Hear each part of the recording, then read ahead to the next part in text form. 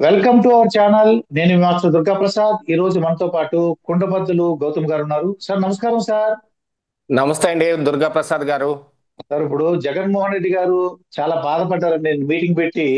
ఈ ఆ, diversion politics ఏంటి వల్లభనేని వంశీ గారు కానీ, లేదంటే మన నెల్లూరు ప్రసన్న కుమార్ రెడ్డి గారు, చాలా మంది ఉమ్, పేరు నాని, అంబటి రాంబాబు చాలా మంచి వాళ్ళు వీళ్ళు. ఆ, ఏంటి చాలా దారుణంగా జైలుకి పంపిస్తున్నారు చాలా మందిని, ఉమ్, కార్యకర్తలని వీళ్ళందరూ అంటారు. చాలా బాధపడ్డారండి ఆయన. అదేలే. ఉమ్. అంత మంచి వాళ్ళు ఇక ఈ భూమి మీద దొరకటం కష్టం అండి. అంతటి మంచి వాళ్ళు. ఉమ్. ఒక మనిషిని అవునండి. ఎంత అవహేళన చేయాలి, నోటికి ఎంత మాట వస్తే అంత మాట మాట్లాడేసి బయటకు వదిలేసేయొచ్చు అనుకునేంత మంచి వాళ్ళు. నోట్లో వేలు పెడితే ఉమ్. కొరకలేరంటారు చూడండి. అంతటి మహానుభావులు. అవునండి. నల్లపురెడ్డి శ్రీ ఉమ్. కావచ్చు, లేకపోతే పేర్ని నాని కావచ్చు, కొడాలి నాని కావచ్చు, వల్లభనేని వంశీ కావచ్చు. వాళ్ళు అసలు ఏం పాపం ఉమ్. ఎరగరు.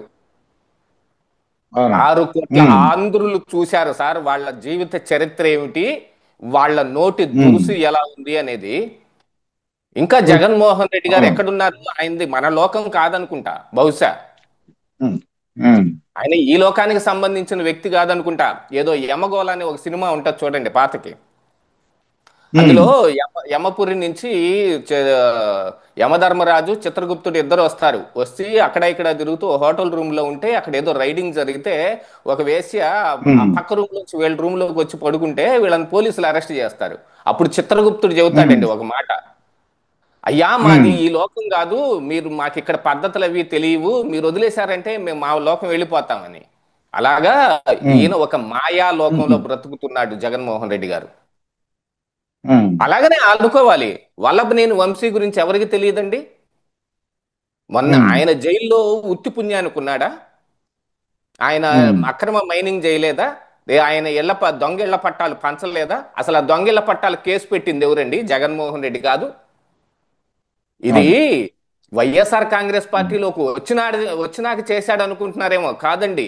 అది 2024 2019 ఎన్నికలకు ముందు ఆయన తెలుగుదేశంలో ఉన్నప్పుడే చేశాడు. అందుకని వీళ్ళు ఉమ్. అధికారంలోకి వచ్చిన తర్వాత వీళ్ళే పెట్టింది ఆ కేసు.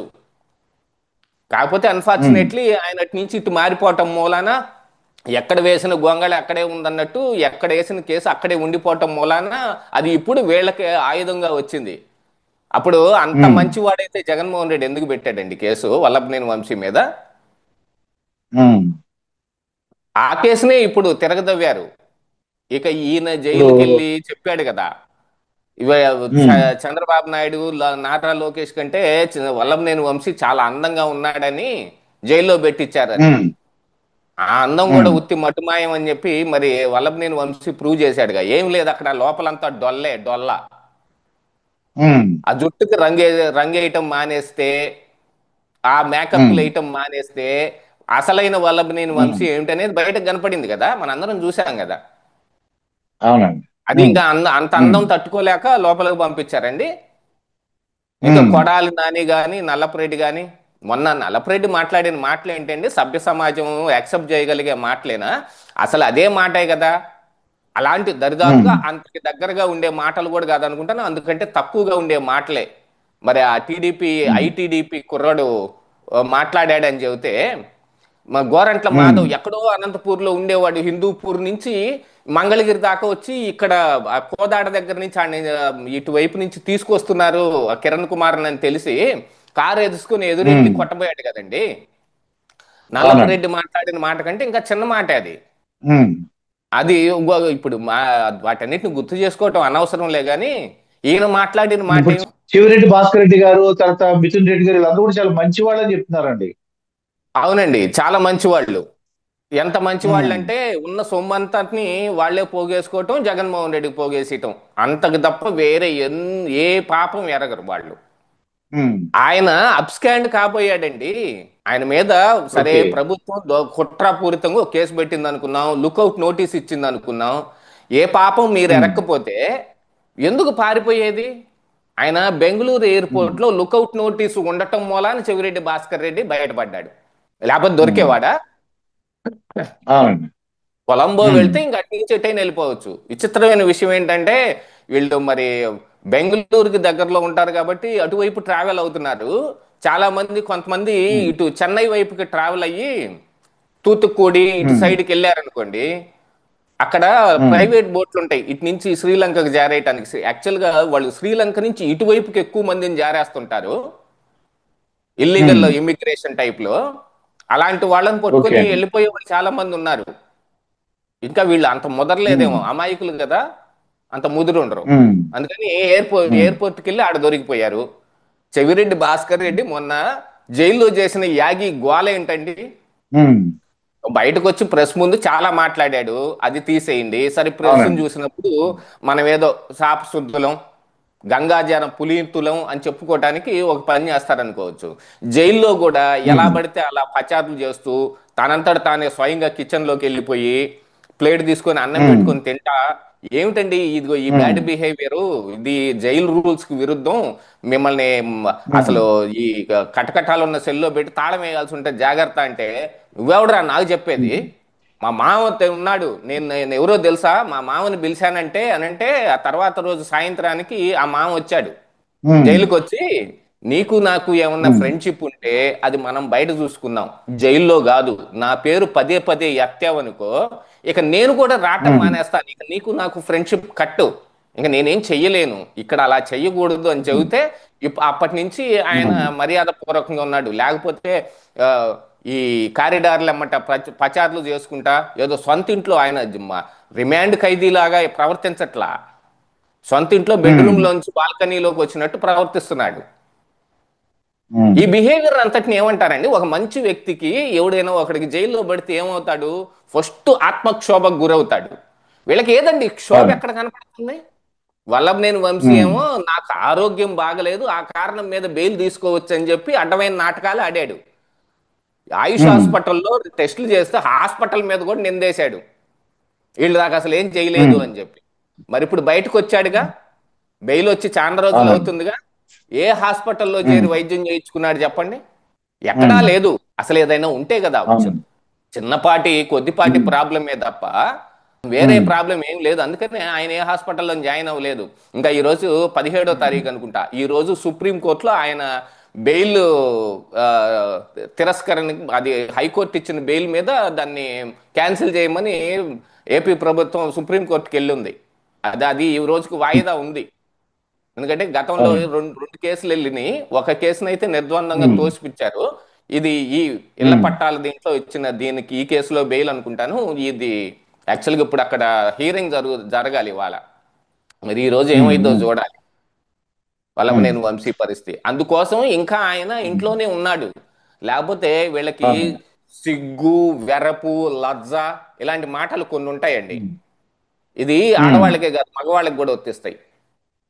మనం అవునండి. ఏదైనా తప్పు పని చేసినప్పుడు సిగ్గుపడటం, ఏదైనా ఉమ్, కాని మాట మాట్లాడినప్పుడు లజ్జ అంటారు దాన్ని, మొహం చాటేసుకొని అవునండి. తిరగటం.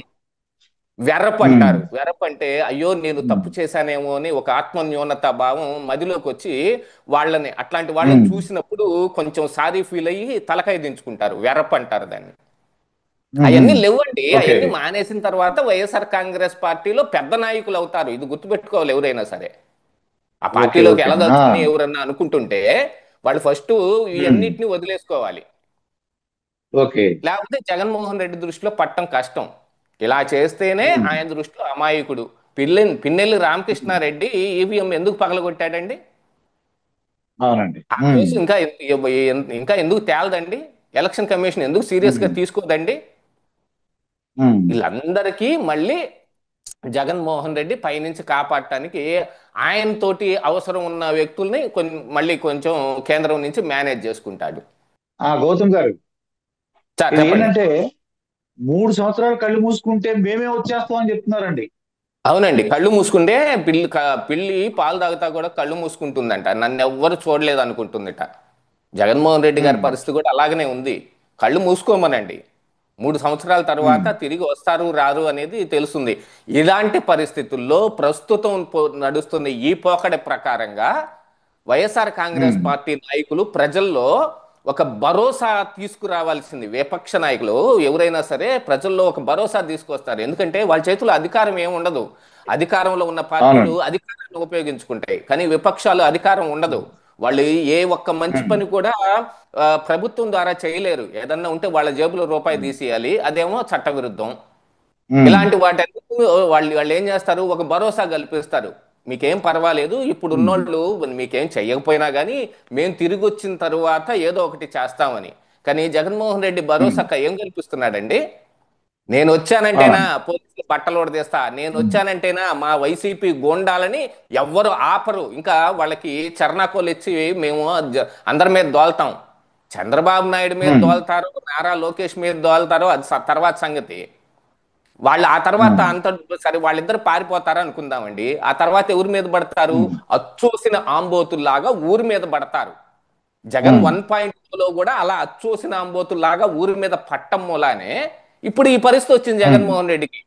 దాన్ని కూడా ఏమాత్రం అవునండి. గమనించకుండా ఇంకా ఇదిగో మేము వస్తే ఉమ్, మళ్ళీ ఇదే చేస్తామని చెబితే ఇంకే ప్రజల్లో భరోసా ఎక్కడొస్తుంది?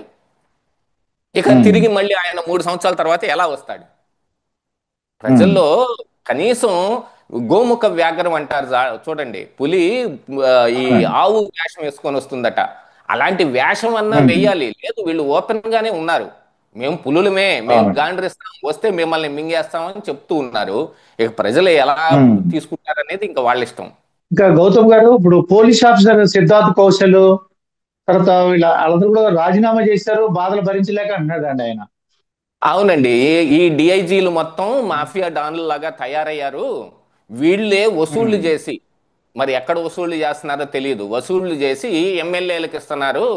ఉల్టా ఉమ్, ఎమ్మెల్యేలకి డిఐజీలే ఇస్తున్నారు. వీళ్ళందరూ మాఫియా డాన్ లాగా తయారయ్యారు. ఆ పని చేయలేక అవునండి.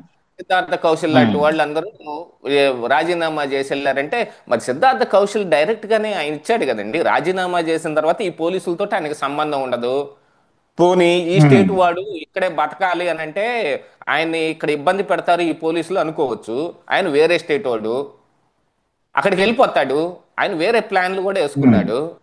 నాకు ఇలాంటిది ఏమీ లేదు, నేను నా సొంత కారణాల మూలాన రాజీనామా చేశానంటే ఇప్పుడు ఉమ్, చెబుతారు చూడండి. వీళ్ళు తిరిగి సిద్ధార్థ కౌశల్కే చెబుతున్నారు, మీకు తెలియదులే ఊరుకోండి, మీకేం తెలియదు, వాళ్ళు ఉమ్, మిమ్మల్ని వేధిస్తే మీరు రాజీనామా చేశారు, అది నిజం అని సిద్ధార్థ కౌశల్కే వీళ్ళు చెబుతున్నారు. ఉమ్, ఆయన చెప్పిందన్నా నమ్మకపోతే అలాగా? సిద్ధార్థ కౌశల్ ఉమ్, ఏమన్నా చెబితే దాన్నన్నా నమ్మాలి కదా వాళ్ళు. లేదు, అవునండి. సిద్ధార్థ కౌశల్ పలానా దానికి ఉమ్, రాజీనామా చేశాడని వీళ్ళు డిసైడ్ చేస్తే ఆయన నెత్తి నోరు ఉమ్, బాదుకొని సర్క్యులర్ రిలీజ్ చేసుకోవాల్సి వచ్చింది. ఉమ్, నేను ఒక ప్రెస్ నోట్ అవునండి. ఒకటి రిలీజ్ చేసుకున్నాడు, నాకు అట్లాంటి ప్రాబ్లం ఏం ఉమ్, లేదు, నా సొంత దీంతో నేను చేశాను, నాకు వేరే ప్లాన్స్ ఉన్నాయి అని. మరి దాన్నన్నా ఉమ్, నమ్మాలి కదా. అవునండి. ఉమ్. అది నమ్మట్లేదు వీళ్ళు. తర్వాత గౌతమ్ గారు, చాలా మంది ఏమంటారంటే సినిమాలు అనేవి ఓన్లీ అదేంటి ఒక ఎంటర్టైన్మెంట్, దాంట్లోది పొడుచుకుంటారు, తన్నుకుంటారు, ఒకే వ్యక్తి నలుగురు కొడతాడు, అది నిజ జీవితంలో మనం అప్లై చేయకూడదని అందరూ తెలుసండి. అవును. ఏంటి రప్ప రప్ప అంటే ఏంటి, తప్పేంటి, ఆయన ఎందుకు అరెస్ట్ చేశారు ఆ కుర్రోడిని అని. ఆ, అది అవును, కరెక్టేనండి. ఒక్కోసారి ఏంటంటే సినిమాల్లో కొంచెం బూతులు కూడా వాడతారు అప్పుడప్పుడు. అవునండి. ఆ ఉన్న ఉమ్, సందర్భాన్ని బట్టి సెన్సార్ బోర్డు కూడా దాన్ని కట్ చేయకుండా ఉంచుతుంది. ఎందుకంటే ఆ సందర్భంలో అలాంటిది ఒకటి వచ్చే అవకాశం ఉందని. దాన్ని మరి ఉమ్, ఇప్పుడు బాహ్య ప్రపంచంలో వాడొచ్చునా? అలాగనే చెయ్యొచ్చునా? వాడకూడదు. వాడకూడదు ఉమ్, కదా. వాడకూడనివి అవునండి. ఏమిటి అనేది చూపించటానికి సినిమాల్లో వాటిని చూపిస్తారు. మనం ఏ చెడ్డ పని ఉమ్, చేయకూడదు, మదిగో మనం ఇలాంటి మాటలు మాట్లాడకూడదు, మనం ఇదిగో ఇలాంటి జనాల్ని ఇలా వేధించకూడదు, ఇవన్నీ చేయటం ఉమ్, తప్పని చెప్పటానికి సినిమా తీస్తారు. అవును. అందులో సినిమాలో తీశారు కాబట్టి ఇవన్నీ మేము బయట చెబుతామంటే, ఇంకా హాస్యాస్పదం ఉమ్, ఏమిటంటే ఆయన రప్ప రప్ప డైలాగ్ గురించే మాట్లాడుతున్నాడు. ఎందుకంటే ఎక్కువ దానికి ప్రాచుర్యం వచ్చింది కానీ అసలు అవును. ఉమ్, రాజారెడ్డి రాజ్యాంగం ఇదిగో ఈ పల్నాడు జిల్లా నుంచే మొదలు అని బోర్డుకి సమాధానం ఏం చెబుతాడండి? ఏ సినిమాలో వచ్చిందని చెబుతాడు జగన్మోహన్ రెడ్డి?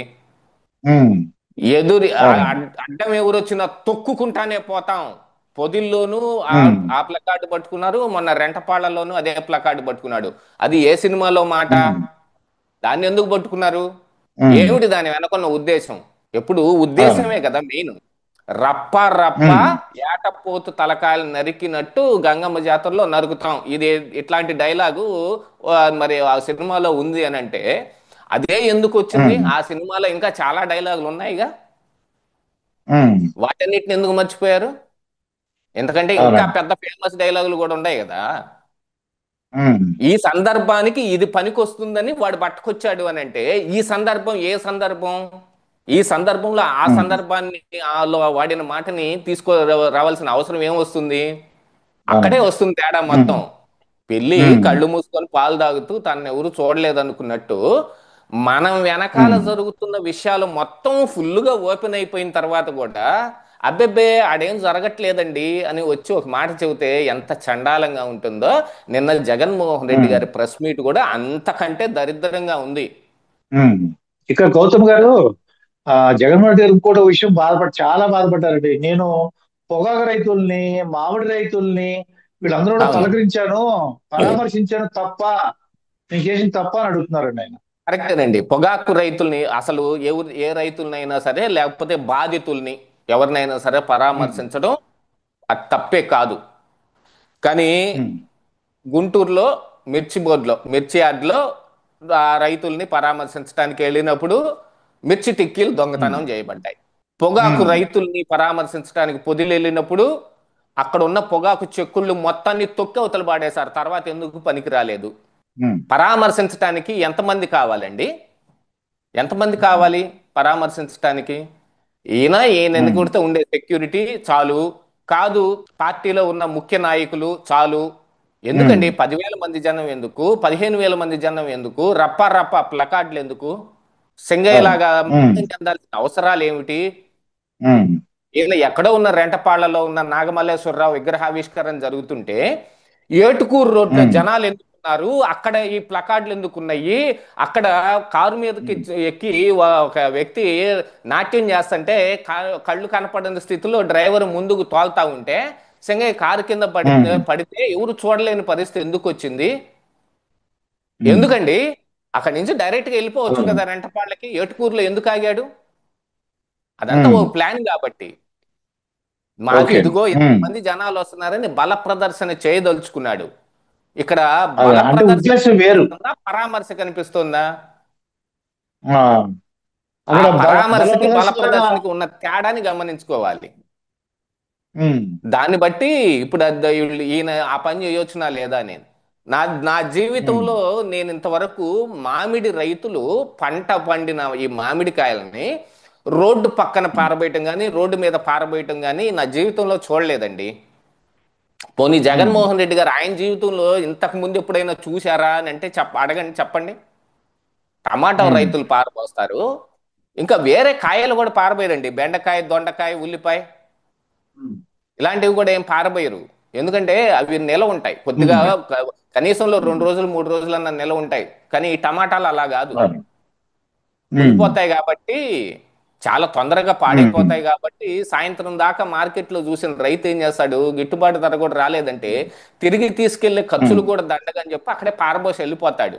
ఒక్క టమాటా రైతు ఒక్కడే పంటను రోడ్డు మీద పారబోసుకుంటాడు. రైతు అది కూడా ఇష్టంతో ఏం పారబోయడు. ఇంకా ఉమ్, దిక్కులేక పారబోస్తాడు. ఎందుకంటే ఈ రోజు ఉన్న దిగుబడి మళ్ళీ రేపు కూడా వస్తుంది, అవునండి. ఎల్లుండి కూడా వస్తుంది. వాటన్నిటిని ఆ ఆ సీజన్ ఉన్నంతసేపు అంతే దిగుబడి వస్తుంది. అది ఇవాళ ఒక 100 కేజీలు వచ్చినాయంటే రేపు మరొక 100 కేజీలు, ఎల్లుండి మరొక 100 కేజీలు వస్తాయి.